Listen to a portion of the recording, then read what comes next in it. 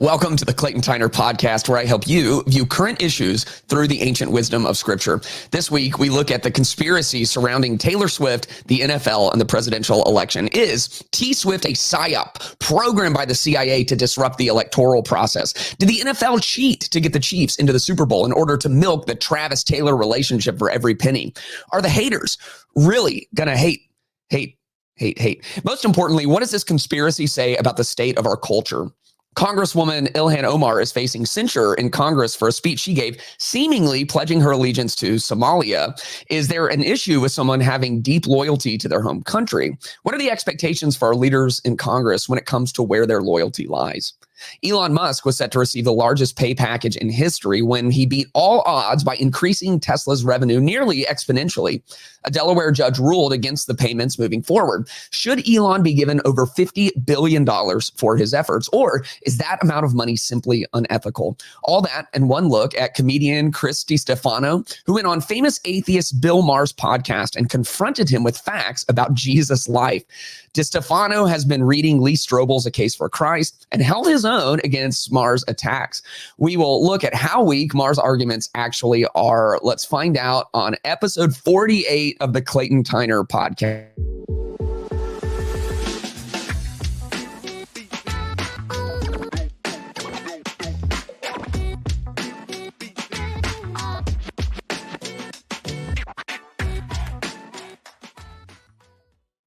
All right, welcome to episode 48.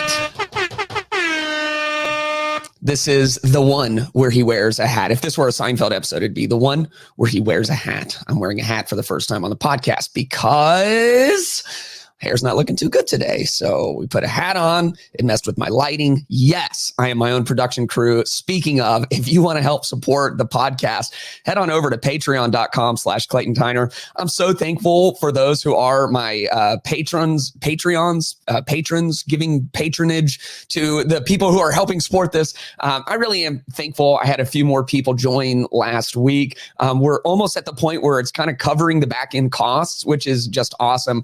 It really helps things moving forward as I try to get some good content out there. If you're new to the podcast, what I do here is I just take 3 points that are happening in culture, and then we look at one more thing that can kind of be a broad spectrum of whatever I want to talk about. And we're trying to look at things really happening in the world and then taking a biblical view on them. My real job, I'm the lead pastor at Meta Church in San Antonio, Texas.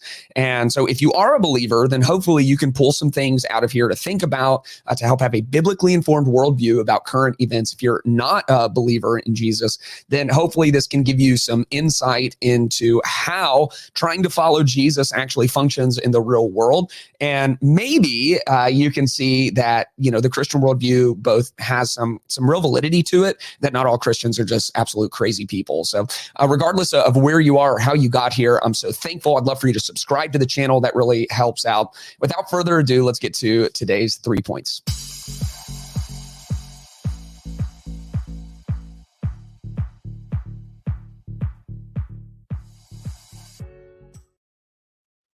Well, Taylor Swift has stirred up all kinds of controversy with her relationship with Travis Kelce.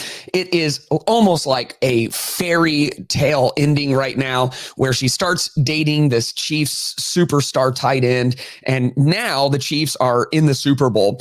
It's been estimated that Taylor Swift has brought in, because of her massive pull and massive appeal, an additional $300 million to the NFL this year. That is a lot of money. Taylor Swift, of course, is a billionaire. She just went on a record-shattering tour, playing the songs across all her eras of life and experience. She's kind of a unique superstar in the fact that she has everyone from 40-year-old girls to like 64-year-old women who are just diehard fans. And she's been in the limelight for quite some time. And she's notorious for dating men, never getting married, having breakups, and then writing breakup songs. And this is kind of transmuted from a funny thing at the beginning, where a lot of women who have no interest in the NFL were starting to watch, to kind of the memes about how Travis Kelce is now just Taylor Swift's boyfriend. But as time progressed, a lot of NFL fans have kind of gotten tired of it. We've learned things like in the NFL stadiums, they have hired producers specifically to focus on the box with Taylor in it. They cut away to her all of the time, which if you're just an NFL fan and you're not actually a Taylor Swift fan, then, at a certain point, it's like, wow, this is a lot. I'm just kind of trying to watch the game. And now, of course, the Chiefs are going to the Super Bowl again, I think for the fourth time in the last 5 years, which can already make you kind of a villain. At the beginning, everyone was like, oh my gosh, Patrick Mahomes, he's going to the Super Bowl. Oh my gosh, he's doing it again. He's so good, And then it's like, oh my gosh, he's doing it. Oh gosh. Oh, freaking gosh, he's doing it again, And so you kind of become the villain anyway when you become too good too quickly. And then you pack on there this whole controversy where now Taylor Swift is taking up half of the airtime of the NFL broadcast. However, after they clinched their Super Bowl bid, conspiracy theories, specifically from people who are on the right, kind of maybe more extreme right politically, started coming to the forefront. Let's look at one of those. This is from NPR. It says, here's why conspiracy theories about Taylor Swift and the Super Bowl are spreading. Taylor Swift has been one of the most dominant cultural figures of the past year. Between her $1 billion Eras tour and accompanying film, a slew of Grammy nominations, and a high-profile romance with Kansas City Chiefs tight end Travis Kelce that's made her a fixture of the National Football League season. But Swift's popularity is being twisted into a threat by a contingent of far-right Donald Trump supporting conservatives who have started circulating conspiracy theories about the singer, the Super Bowl, and the 2024 election. Now, it's worth saying that NPR is known to be a very left-leaning outlet. So take some of the political rhetoric with a grain of salt. During the Chiefs conference championship game against Baltimore Ravens on Sunday, Mike Crispy, who I've never heard of, but a pro-Trump podcast host on the right wing, posted a rant claiming the NFL had rigged a Chiefs victory, all to spread Democrat propaganda. Here's his quote. Calling it now, KC wins, goes to the Super Bowl. Swift comes out at the halftime show and endorses Joe Biden with Kelce at midfield. It's all been an op since day one, Crispy wrote on X. So that is kind of the heart of the conspiracy theory. Let's go through it again. The conspiracy theory is Kansas City wins, goes to the Super Bowl. Swift comes out at the halftime show, endorses Joe Biden at the halftime show. And then she has with Kelce at midfield. So Travis Kelce doesn't go into the locker room at halftime of the Super Bowl. Instead, he's out at midfield with his girlfriend, and they're endorsing Joe Biden during the halftime show because the people putting on the halftime show really want half of the country to turn off the television at halftime and miss all those ad dollars. It's all been an op since day one. And this is kind of continued. This idea that Taylor Swift is some kind of CIA Psy-Op. And there's been all these polls come out that, if Taylor Swift really came out and campaigned with Joe Biden, she could move like 18% of people to vote his way, which let me just say, if that is actually true, it's over. If 18% of the country would change their vote because Taylor Swift told them to, it's over. It was fun. We had fun. We had 250 years of a functioning republic democracy. It was really fun. We did some cool things, but now it's just over. Okay. So I can't believe that poll. And I question a lot of polls usually anyway. I can't believe that poll because I'll lose just all of my faith in humanity, right? Like, I mean, then what happens is 18% of people change their vote, and then she breaks up with Joe Biden halfway through his second term and writes an album about it, and it goes platinum. So how do we think about this? I think there's just a very practical problem with, and look, it's a small contingent of people who are kind of pushing this whole Psy-Op narrative, conspiracy theory narrative, but especially how social media functions and especially how Twitter functions is a tiny contingent of people who are kind of like radical on the right side and radical on the left side who just have these outsized voices and make it seem very mainstream. And that's a problem because if you're a Republican, if you're a conservative and you're looking just statistically at millennials and Zoomers who just almost by default are on the left politically. And you're really hoping that they can come, kind of migrate to your side at some point. And maybe they will. I don't know who to attribute this quote to, and this is my paraphrase of it. But there's some kind of well-known political quote that says, if you're not liberal as a young person, you have no heart. And if you're not more conservative as an older person, you have no brain, right? And so what does that actually mean?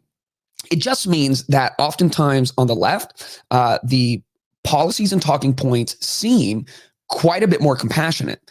And that can be very true. And that's very attractive. And especially young people are so important. And I'm sitting on the fence right now, but between no longer a super young guy, but not really being seen yet as an old guy. So I'm kind of have this interesting vantage point in between the two, but it's will draw you in because it's like, man, we want to change the world. That's what young people want to do. And you have big dreams and bold visions, and you have these talking points. The issue tends to be that the talking points are so concise and so just strategically alluring because they dumb down issues into typically univariable solutions. And the issue with that is there's almost no univariable problems. Almost all problems are multivariable. And like, when I say multi, I mean like multivariable. Like, how do you solve poverty? Well, one answer is like, give people money. It's like, well, okay, great. People who haven't been good with money, you give them more money, they won't be good with that money because there's just a multitude of issues that need to be addressed more holistically. How do you solve homelessness? And it's like, give them a house. Okay, right, sure. And people have tried that and it hasn't worked because that's looking at it through the lens of one variable. Also, sometimes when we have compassion without wisdom, helping can actually hurt. And so what we really need is, in like a truly functioning country, you would have people on the left and people on the right who can take their ideas and wrestle them against each other. And in the middle of that is the actual right idea. But we don't really have that. So if you're a Republican, to get back to Taylor Swift, if you're a Republican or a conservative, you're on the right, and you're just like desperately hoping that some of the Zoomers and some of the millennials could make their way more towards center, then you have to really quash all this conspiratorial thinking. Here's my guess. I think because millennials and Zoomers almost by default end up on the left, percentage-wise and statistically, I think there are millions of them throughout our country who are looking at the things that were attractive on the left that have now also become radicalized and are thinking, I didn't really sign up for all of that. And so they start just kind of peeking over more towards the center, that they're not ready to buy like a GOP sweatshirt and wear it around. They definitely don't want a MAGA hat, but maybe they're going to kind of migrate a little more towards the center, make some informed decisions. However, if they start peeking over towards your side and what they see put on blast, volume level 11 through Twitter and other social media sites are the people who are on the right who are like, okay, everyone pause, okay? Because Taylor Swift is a lizard person and Bill Gates is controlling Travis Kelce's mind because he got his 14th booster shot and Roger Goodell is obviously working for ISIS and the NFL is compromised and the Baltimore Ravens actually won. And by the way, just for good measure, we didn't actually land on the moon. And they're going to be like, nah, I'll just stay over here. I was going to come a little more moderate. Like I was going to move to the center a little bit. But you guys seem absolutely crazy, And in the meantime, if you think that this is going to affect billionaire Taylor Swift at all, you know what Taylor Swift is going to do? She's going to look at all these conspiracy theories and you know what Travis Kelce is going to do? He's a multi-millionaire and he's dating a billionaire and might marry a billionaire. And he's just going, and you know what Roger Goodell is going to do is, okay, I promise that's the last time I use it. Some of you tell me I hate the soundboard and it hurts my feelings, but you know what? I lied, I'm sorry. What are we doing? There's conspiracies on both sides, but it seems to be concentrated a lot in like right-wing thought, And the problem is that there are things we're lied to about, and there are conspiracy theories that have ended up being true. And so since one of them is true, probably all of them is true. And so what's going on with Taylor Swift? Well, let me just say this. There's no conspiracy. Now, her relationships, sure, they've been publicity stunts. This one might be one as well. She'll probably endorse Joe Biden. She did it in 2020, right? She's a celebrity in Hollywood. All of them are on the left, and the ones who are on the right typically don't say anything about it because they want to keep working, right? So we're just thinking conspiratorially more and more and more, and it's not good. It's not good for the fabric of society. It's not helpful. And so you can have your complaints, but to move into conspiracy really is something that we should avoid. Proverbs 14:15 says, the simple believe anything. Wow. But the prudent give thought to their steps. And so the next time you hear a conspiracy that is thrown your way, if you just buy all of them, hook, line, and sinker, that's a problem.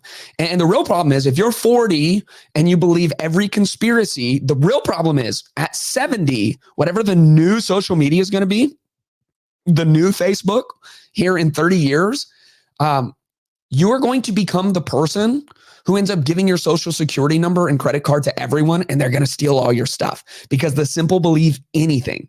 The prudent give thought to their steps and they move slowly. The other issue I see, if you're a believer, is often conspiratorial thinking is rooted in a lack of faith in divine sovereignty. And so, is God in control or not? And look, I'm not a Calvinist. You guys know this. I don't believe in meticulous determination of all things.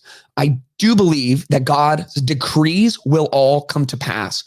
Proverbs 3 says, trust in the Lord with all your heart and lean not on your own understanding.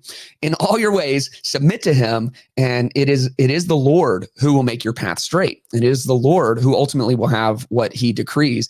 And we should be able to put down our weapons every once in a while and just breathe and trust that God is actually in control of things. And I'm not asking you to not think critically, and I'm not asking you to blindly believe everything. Remember, it's the simple who believe anything. And that includes every single thing that the government tells you. You shouldn't just believe it right out of hand. Every single thing a politician tells you, you should definitely question. It also means you shouldn't believe every conspiracy theory that comes your way, especially really silly ones about Taylor Swift. Congresswoman Ilhan Omar is once again surrounded by controversy, this time because of a speech that she gave to a congregation of Somalian people. She is a first or second generation America from Somalia. She is very proud of that fact. She talks about it a lot. She represents a part of the country where there's a dense population of Somalians. And last week, she gave a speech that was translated. Now, there was some controversy because she came out and said that was not translated well. So what we're going to look at is what Congresswoman Ilhan said is the most accurate translation. Just to be as fair as we can possibly be, there was a viral clip going around of the actual video, and then someone had subtitled it, but she claims that that was really slanted in its interpretation. So this is one, it's on X. You can look it up. It is by @Analyst Somalia. And she has put her stamp of approval on this translation. And so let's look at it together to see what the controversy actually is. She says, we Somalis are people who love each other. It is possible that some of us are rough with each other, but when the going gets tough, we are people who have each other's backs. We are sisters and brothers supporting each other, people who know they are Somalis and Muslims coming to each other's aid and abiding their brothers and sisters. And the other day, when we heard that some Somalis, or those who say they are Somalis, entered an MOU with Ethiopia, many people called me and said, Ilhan, you should talk to the U.S. government. What is the U.S. government going to do about this? And so here's really the crux of the controversy. She said, my response was the U.S. government will do what we ask it to do. Now, the we is Somalians. We should have this confidence in ourselves as Somalis. We live in this country. We are taxpayers in this country. This country is one where one of your daughters sits in Congress. While I am in Congress, no one will take Somalia's seat. The United States will not back others to rob us. So do not lose sleep over that, oh Minnesotans.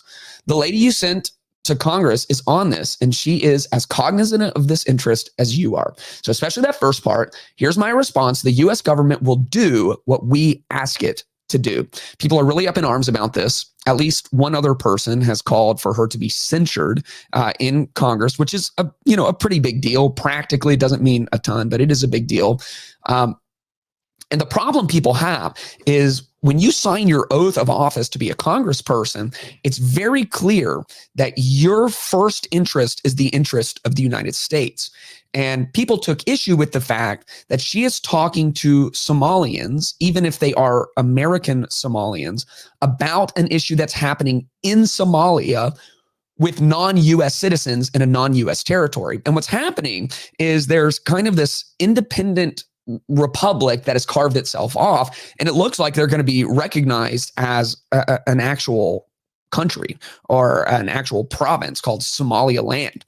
And people are up in arms about this, and she's saying, look, I'm in the U.S. government, and they're going to do what we want. and they're going to protect our seas, and they're going to make sure that no one takes advantage of us.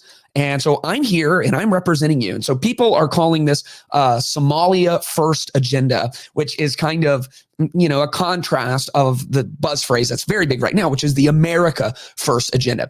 Is this as big of a deal as people are making it out to be? My answer probably isn't going to be that satisfying, but I think yes and no. On the practical side, the reason I think it's a big deal is because you have to know who your first team is.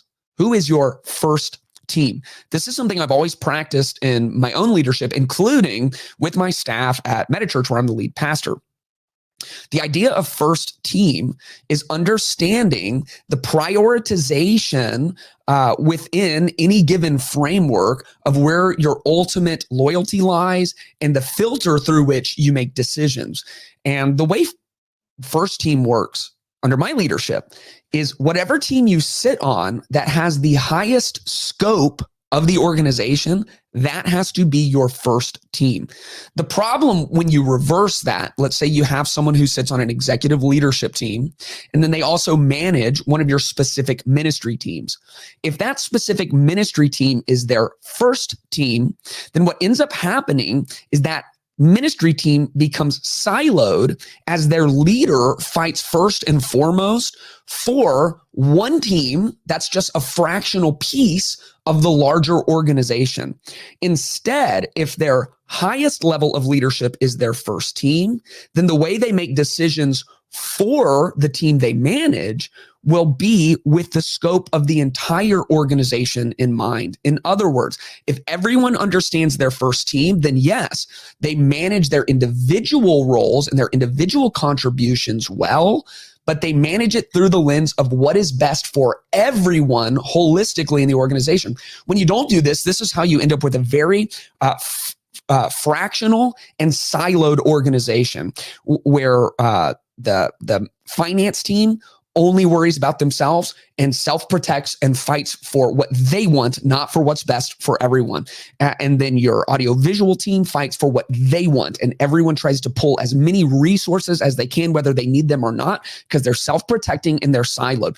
They don't have a bigger vision of what's best for your organization. This functions in the family as well.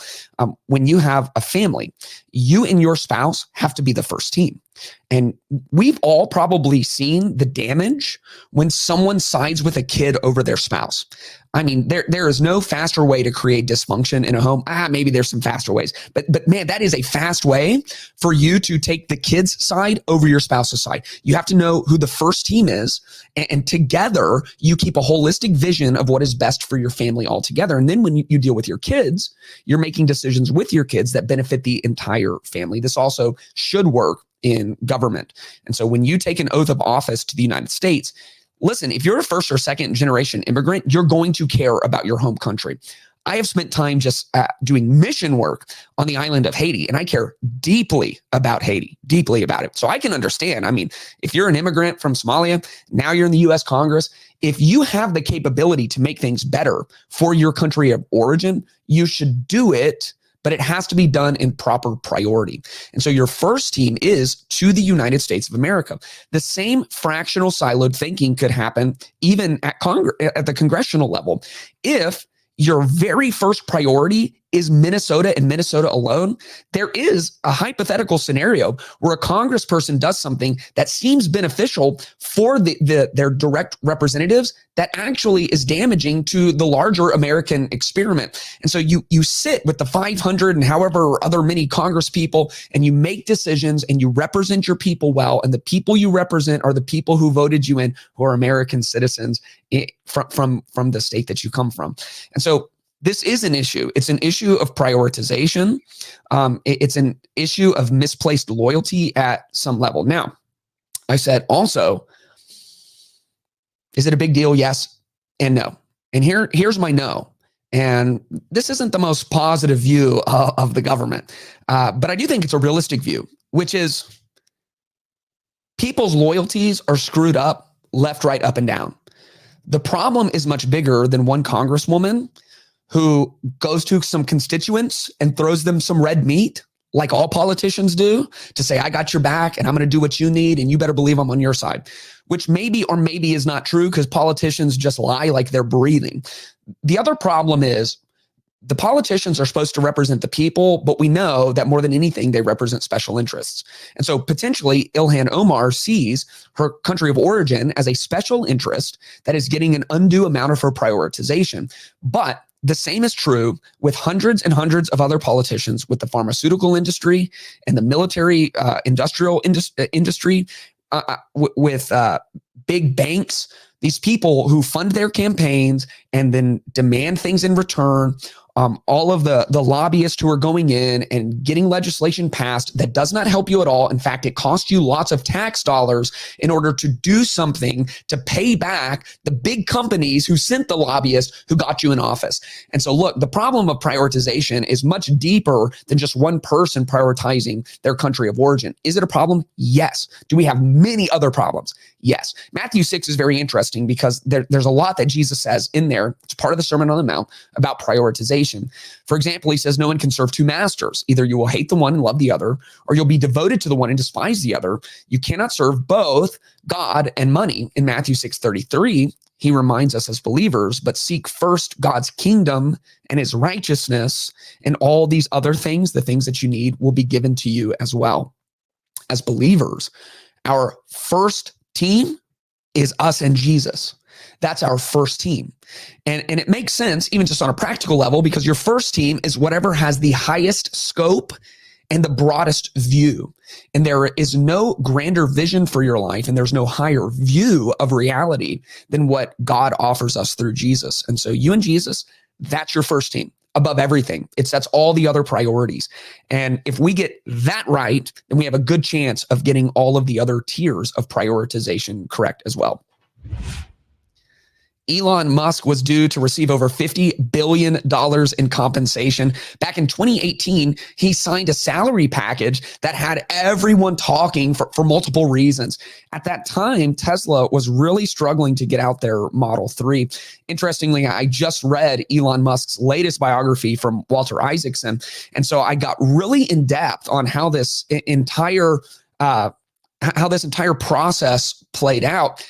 At the time, when he put this compensation package together, or rather the board put this compensation package together, people thought it was a joke. News outlets, business publications, they all came out saying this is a publicity stunt. Elon Musk is never going to see $1 of this. They're just trying to punch above their weight class. And the way the pay package is structured is there were 12 strategic markers that Elon Musk had to lead the company to hit over 5 years.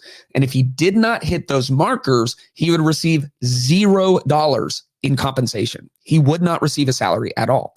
However, if he hit all 12 of these, which were roughly in $50 billion increments, then he would receive a massive salary package worth over $50 billion. At the time, Tesla was worth about $53 billion in total. So he was going to have to, from where they were, double that number and then continue adding $50 billion milestones on top across the next 5 years. It was an audacious and aggressive move by a very interesting entrepreneur, and he pulled it off.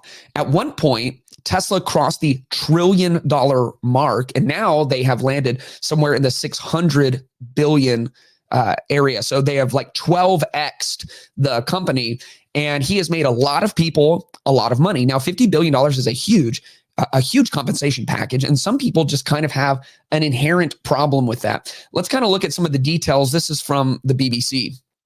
It says Elon Musk sees $56 billion Tesla pay deal canceled in Delaware court. A judge in the U.S. state of Delaware has annulled a $55.8 billion pay deal awarded to Elon Musk in 2018 by the electric car company Tesla. The lawsuit was filed by a shareholder who argued that it was an overpayment.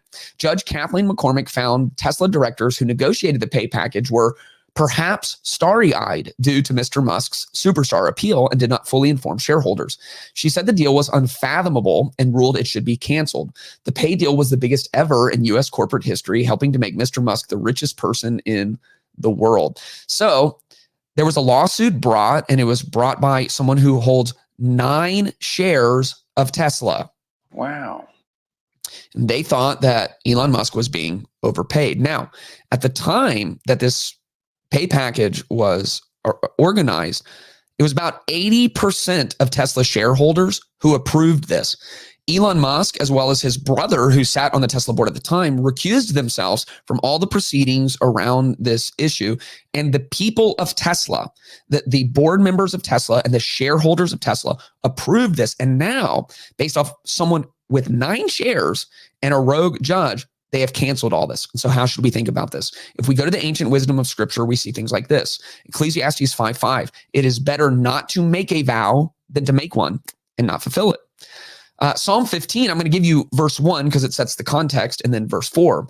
Verse 1 says, Lord, who can dwell in your tent and who can live on your holy mountain? And then it begins to describe the kind of people that the Lord will dwell with.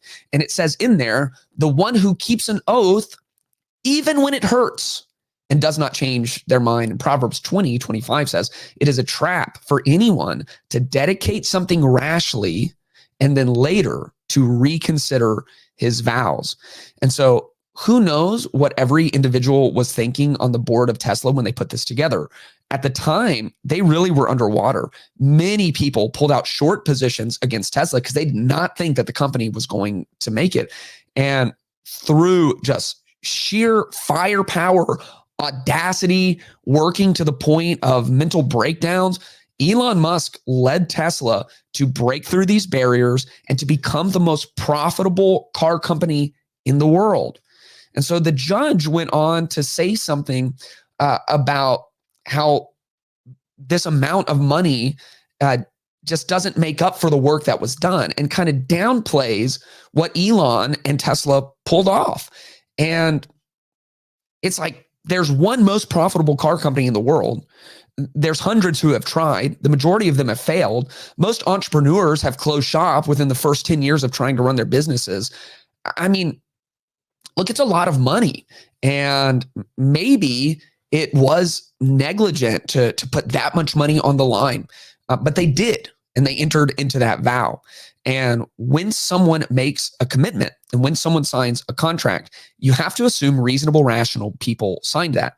And to say that the board of Tesla was starry-eyed by kind of the super celebrity of Elon Musk is actually quite insulting to the people who have chaired the board of the most profitable car company in the world. You have to assume they know what they're doing at some level. You have to assume that they have some competency at some level.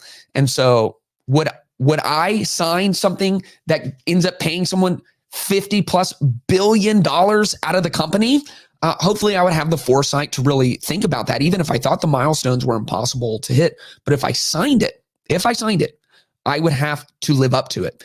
And I have signed contracts in the past that in retrospect, I really was unhappy with. But if you sign it, then you go through with it. And everything in the ancient wisdom of Scripture and the ancient world would say you should be really slow to enter into something like that. And if you enter into it, you better be ready to pay up. All right, and now let's get to our last section.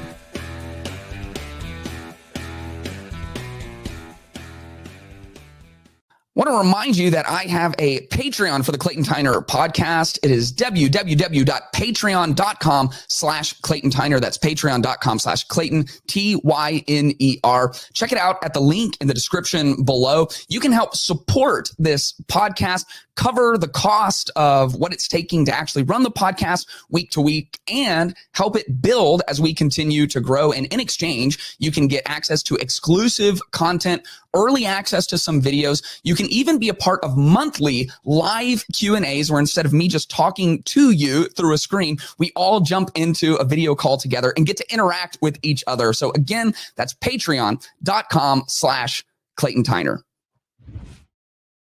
Bill Maher has been in comedy for quite some time at this point. Chris DiStefano is an up-and-comer. He has a big podcast. He's really starting to show up on a lot of the circuits. I'm not sure if he's put a special out yet or not. He might have 5 special. Might be still on this. I'm new to Chris DiStefano. I'm probably saying his name wrong also. Wow. He sat down with Bill Maher on Bill's podcast Club Random. They talked about a lot of things, but it was clear that Chris came wanting to talk to Bill about Jesus. And part of that is because Bill Maher is one of the more famous atheists in entertainment. In fact, about 10, 15 years ago, he put out an entire documentary called Religulous, which was just an attempt to make religion, and specifically Christianity, look as asinine and foolish as possible. Now, what we're going to see is Bill Maher is kind of the most dangerous atheist because he doesn't mind arguing about it. And the only thing that matches his arrogance on the topic of Christianity is his ignorance on the topic of Christianity. Wow. So when you have someone who's very arrogant and very ignorant, they're very difficult to communicate with. So we're going to look at a few clips from this conversation. I absolutely love how Chris starts it out. He just goes, I believe in Jesus. And we're going to walk through this. This might be a little bit of a longer section because I want to take it apart. I want to really look at it and look at the arguments that are being made. And I'm also just encouraged that Chris is becoming a very famous person. It's a very well-known comedian, is having these conversations. I believe in Jesus, by the way. We'll talk about that. Oh. I'm reading The Case for Christ by Lee Strobel. It's convincing evidence. What do you think? I throw people out of the club here? We believe in whatever you want. I didn't. I went to Catholic school my whole life, but after reading this book, Case for Christ by Lee Strobel, the factual evidence that he existed is kind of overwhelming.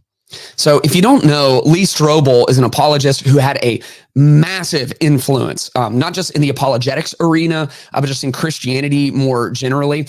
There was a movie made about him a few years ago. I believe Strobel was an investigative journalist. He was an atheist. He started looking into Christianity as an investigative journalist and came to the conclusion that Jesus was real. He really did die. He actually rose again. And Lee Strobel became a believer in Jesus through this process. And he's written a series of books. One of them, probably the most famous, being The Case for Christ. I'd like to see that because the factual evidence that he existed has always been underwhelming. In fact, it's always... Read A Case for Christ. Yeah, Give it a shot by Lee Strobel. This is based on what? Archaeological finds? Archaeological finds, New ones? theological finds, Ivy League. What are theological finds? Bill, ready for this? Yeah. If I told you, okay, if I told you factual evidence about Alexander the Great, you would believe me. Okay, but even still, it's a silly point because who cares if Jesus lived? It's whether he's then died and was reborn and is up in heaven with his Father, who's really him. Okay. That's the part where the rubber meets the road. Maybe he existed. I agree. That's absolutely possible. Fine. He may have existed. But according to Case for Christ, independent sources who didn't know each other, who wrote about him within 20 years of his death, talked about these miracles happening as in real time. Okay. Well, again. And Alexander the Great's biographers, the earliest one was like 100 years after he died. Chris, I'm going to have to burst your bubble now because I have to spit a couple of facts at you. All right. So now Bill Maher is going to spit a couple of facts. And this is where we see just the confidence and the lack of credible content come into play as Bill is going to make his cases. And we're going to look at a few of them in turn. They're kind of under. Okay. There's only two sources in the Bible. There's the four Gospels: Matthew, Mark, Luke, and John. Okay. There's also another guy, Josephus, who wasn't accepted, but read The Case for Christ. Not in the Bible. Okay. But the Bible is itself an anthology. They found some few decades ago the Dead Sea Scrolls, which were other books that were just basically edited out. So right away we know a person decided what constituted the Bible, and just some stuff wound up on the cutting room floor. Okay. So is that true? Did finding the Dead Sea Scrolls a few decades ago, does that actually delegitimize the scriptures that we call the Bible, the Old and New Testament? Now, remember, the conversation is whether or not Jesus existed. Bill claims that there is a lot of people who really question. It's very questionable whether Jesus lived or not. You can look that up for yourself. But many of the most just strident atheists who are completely against this, Bart Ehrman comes to mind, will even say, like, everyone knows Jesus actually lived. There was a Nazarene carpenter named Jesus who traveled around and taught. What is in question, like Bill does say accurately, is whether or not he was the Jesus we believe in, the Jesus who could do miracles, who was crucified and rose again, the Jesus who is God in human flesh. Now, he makes his first point about the Dead Sea Scrolls, about the conversation of Jesus. The problem is the Dead Sea Scrolls contain the Old Testament, not the New Testament. The Dead Sea Scrolls have some of the oldest fragments of the Jewish scriptures, what we call the Old Testament of our Bible. There were other writings in there from this sect of people who lived in that area, but none of those are scripture. None of those meet the qualifications for what we see as scripture. They do give us insight into what it was like living in a Jewish area in that time. But more than anything, the Dead Sea Scrolls were some of the greatest evidence for the veracity of what we have in our Old Testament. And it really says nothing about what we believe about the validity of Jesus as a real person or the validity of Jesus in his divinity. And so let's look at the next argument that he's going to make. I'm with you on that. But here's the important point. What's up? There's only these 5 A sources. little bit more tequila, that's it. Matthew, Mark, Luke, and John. I'm wrecked right now. Matthew, Mark, Luke, and John. Good boys. Not contemporaries of Jesus. Not even close. Matthew. Okay. So they lived from 70 to 110 years after him. I understand. No. From 40 to 70 years. But they got their information from Josephus, who lived about 10 years after Jesus. So already we're into a game of telephone. Okay. Bill, yes, but the other I want to make you let your point, but let me just quickly. The game of telephone, yes, I agree with you that point. But the game of telephone in Jesus's times, according to Lee Strobel in the case of Christ, was the simple fact of we're playing the game of telephone. There's 10 people here. The game of telephone, as we know it today, is you say something in my ear and then it goes around 10 times. And by the time it gets to you, it's something radically different. This game of telephone, this ancient game of telephone was, but you tell it to me, then the third guy confirms what you said before it goes to the fourth guy. So there's a level of checking checks and balances. Chris, you're working. So I love how prepared Chris came. It is obvious, and he's not hiding the ball. This is all new to him. He's just exploring it. He says some things in here that aren't, quite on the nose accurate, and that's fine. He's having a good conversation about things that he's learning, and I love watching it. Bill Maher is just wrong about some of these things, and these are the talking points of an atheist 20, 30, 40 years ago. The more all the different areas of investigation, the historicity, the archaeology, science, all the data that we have, ancient literature, the more all of these disciplines progress, the more evidence we have for the validity and veracity of what we see in the Old and New Testament.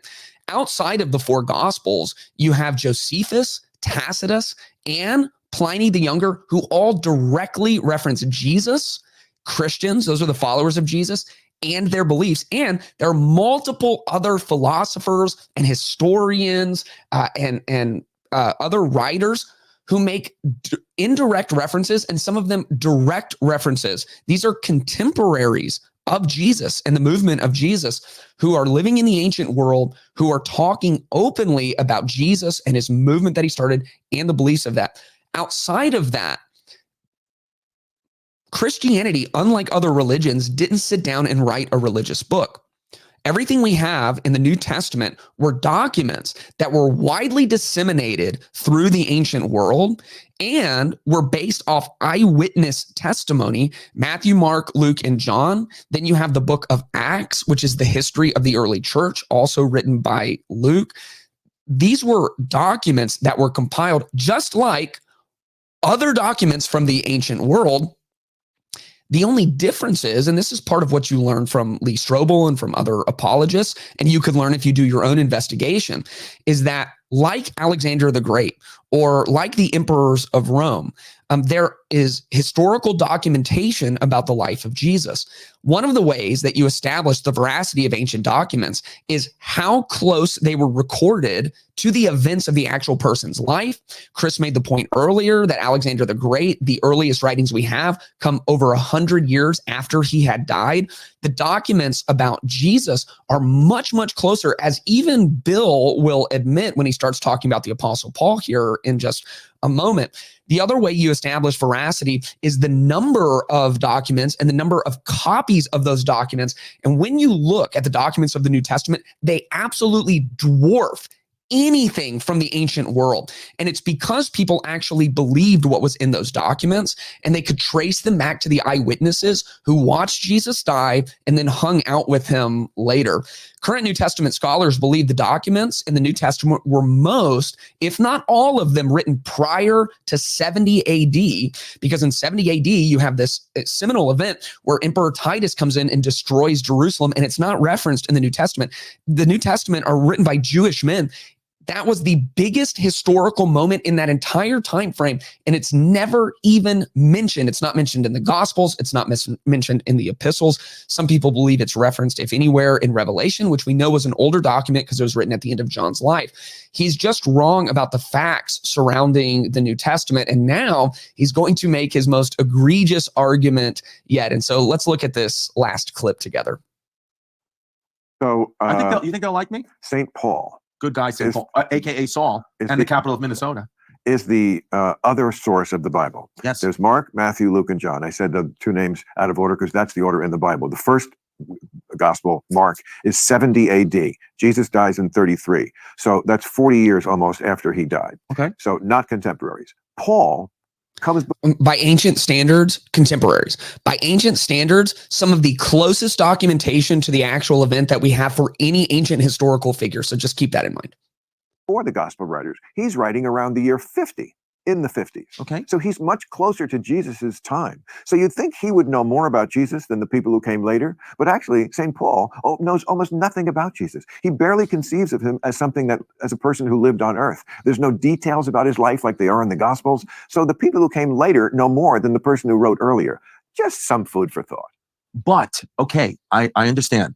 But he does acknowledge at some point, right? Paul, aka Saul, knows that Jesus existed, right? He talks about him. He talks about, I'm saying he conceives him as a Godhead. He doesn't have this, it's not the narrative that's in the Gospels of Jesus went around and he did miracles and he did stuff and everybody loved him and he gets quoted a lot. He makes speeches, blessed are the meek. You know, he has adventures. He goes into the desert. It's a whole thing. But what about? And then at the end, it's a whole drama with, he's crucified. Oh, no. Paul doesn't know any of this. All this. Okay, so remember that. Paul doesn't know any of this. He doesn't know that Jesus came to earth bodily. He doesn't know about the crucifixion and the resurrection. He doesn't believe that Jesus was an actual man. He just thinks he was a part of the Godhead. He admits Paul is writing much earlier. He's writing maybe in the 50s. And we know through the book of Acts, we can trace Paul's missionary journeys. And here's the first mistake he's making.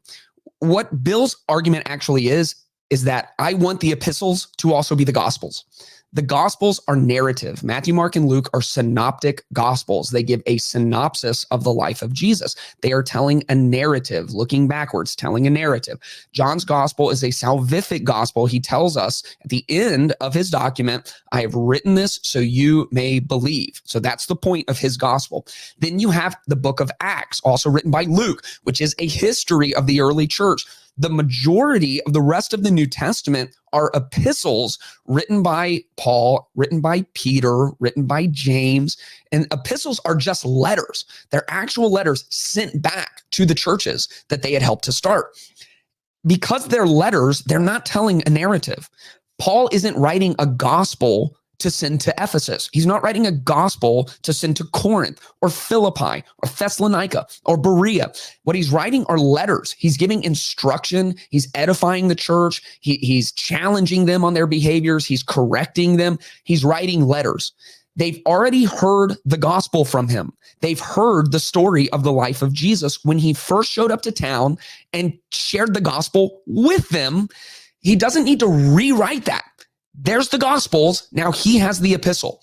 And we know this because that's what he says. He actually says this. So Bill Maher says he's not really even aware of the gospel story. And yet in 1 Corinthians 15, here's what Paul writes to the church in Corinth. Now, brothers and sisters, I want to remind you of the gospel I preached to you, which you received and on which you have taken your stand. By this gospel you are saved if you hold firmly to the word I preached to you. Otherwise, you have believed in vain. So what is the gospel he preached when he showed up? He said, "For what I received, I passed on to you as first importance, that Christ died for our sins according to the scriptures, that he was buried, that he was raised on the third day according to the scriptures, and that he appeared to Cephas and then to the 12. And after that, he appeared to more than 500 of the brothers and sisters at the same time, most of whom are still living, though some have fallen asleep. Then he appeared to James and then to all the apostles. And last of all, he appeared to me also as to one abnormally born." So not only is Paul saying exactly what Bill says he doesn't have any recollection of, that he showed up to town and preached the gospel, the story of Jesus and the good news of his life. Then he recaps the cornerstone of the gospel, reminding them, here's what I shared when I first showed up to you guys, because the Corinthians were questioning the resurrection of the dead at the end of time. Paul is saying, I've already taught you all this. I've already walked through this with you. Not only that, but then he nails his assertion to eyewitnesses. And so, like Bill said, he's writing this in 50 AD. He's writing this 15 years after Christ rose from the dead. He's saying, you can get on a boat from Corinth, take a journey into Jerusalem, and there are 500 eyewitnesses to the risen Jesus. What he is saying is, fact check me, bro. Get on a boat and fact check me. The gospel I shared with you is real. Bill also says that Paul did not conceive of Jesus as a physical person, that he was just kind of this Godhead that just existed. And this is called Docetism. This is an ancient heresy. The entire letter that we have in the New Testament called 1 John is written to the church that John pastored. And it is directly attacking this line of thought that Jesus was spiritual only and not physical. Paul also talks about that to the church in Colossae in Colossians chapter 1, where he says this: "The Son is the image of the invisible God, the firstborn over all creation. For in him all things were created, things in heaven and on earth, visible and invisible, whether thrones or powers or rulers or authorities.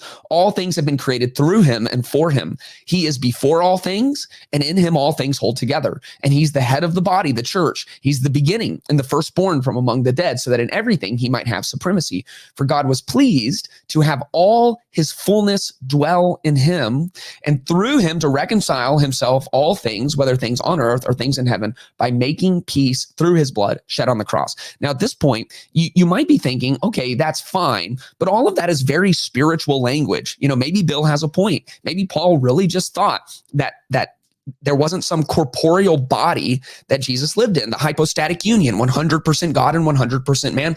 Maybe Paul didn't hold to that. But hang on. There's more. In verse 21, "Once you were alienated from God and were enemies in your minds because of your evil behavior, but now he has reconciled you by Christ's physical body through death to present you holy in his sight, without blemish and free from accusation. If you continue in your faith, established and firm, and do not move from the hope held out in the gospel. This is the gospel that you heard and that has been proclaimed to every creature under heaven, and of which I, Paul, have become a servant." So we have both of them there. Paul saying, you guys know the gospel. That's what I preached when I showed up. That's why you believed. And he says, almost like anticipating this argument, that he has reconciled you by Christ's physical body. And Bill Maher is saying very confidently that Paul doesn't believe in that. Paul doesn't know the story of Jesus. Paul is this completely different thing, and he wrote the majority of the New Testament. Here's the problem, that there are so many atheists who do not begin with the facts and then make their way to whether or not they believe. They start with a desire to not believe for whatever reason, a desire to not submit, even if it might be real. And for Bill Maher to be such an ardent atheist that he has put up money to create an entire documentary trying to dissuade people from Christ, and to not know the simplest facts about the gospel, really does prove the uphill battle that we are often in. First Peter, this is Peter writing to his church. He says, "In your hearts, revere Christ as Lord, and always be prepared to give an answer to everyone who asks you to give the reason for the hope that you have. But do this with gentleness and respect. And so I don't know where Chris DiStefano is. I don't know if he has become a believer. If he has, he's doing the work. And maybe he can't perfectly articulate all of the things in what he's reading for the case for Christ. But he's doing the work and he's having the conversations. And if he's not a believer, it should really wake us up. As a believer, if you could not sit there with Bill Maher hearing his facts that he's going to spit at you and have some answers for that, which are actually pretty simple answers, then we need to study to show ourselves approved. We need to be ready in season and out of season to give a reasoned answer for the faith that we have. It's more than possible. And if you really just with an open mind and open heart, assess the evidence for who Jesus was and what he accomplished. And if Jesus actually walked out of a tomb, really died and really rose again, then you should consider putting your faith in him. That's it for episode 48 of the Clayton Tyner podcast. Make sure you are subscribed to the YouTube channel. And if you want to help support the show, patreon.com/Clayton Tyner. I love you guys. I'll see you on episode 49.